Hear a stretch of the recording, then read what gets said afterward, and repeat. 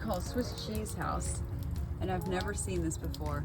This is a hose running out of a window, and we're not sure exactly where the water's coming from.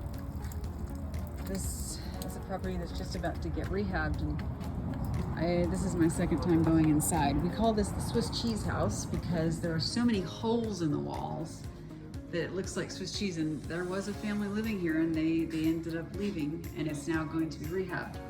So this house was purchased for cash, at a good price with tenants inside, and then now that the tenants have moved out, they decided they weren't going to stay. The owner is going to rehab it. So this is the living room. I'll just do a quick tour. It's kind of fun to see the before and after. So again, this is Swiss Cheese House. You'll notice lots and lots and lots of holes in the sheetrock. Not sure what this room is. This is the source of the water.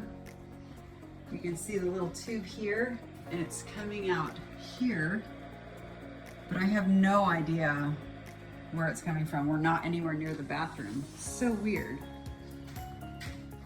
So then I'll go back where I came in. This is the living room, which I showed you, Swiss cheese. Remember, I think that'll make a great short-term rental theme if we short-term rent it. Again, lots of holes in the walls. Some of these have been repaired, hard. And then I'm not quite sure what's going on over here, but this house is gonna be beautiful soon. There's 2 bedrooms down and then 1 bedroom up top. Oh, we've lost our mirror. So this is the inside of Swiss cheese. I've had a lot of people say, I want to get in there. And today's the first day. Well, there's no light fixture. This is the downstairs.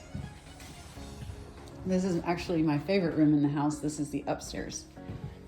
And I think it would be fun to make this an office. So there's like, if we did like a twin bed here, and then an office over here. And it's a 3-1 right now, and I would like to turn it into a 3-2 since this house is gonna come down to the studs. And that concludes our tour of Swiss Cheese.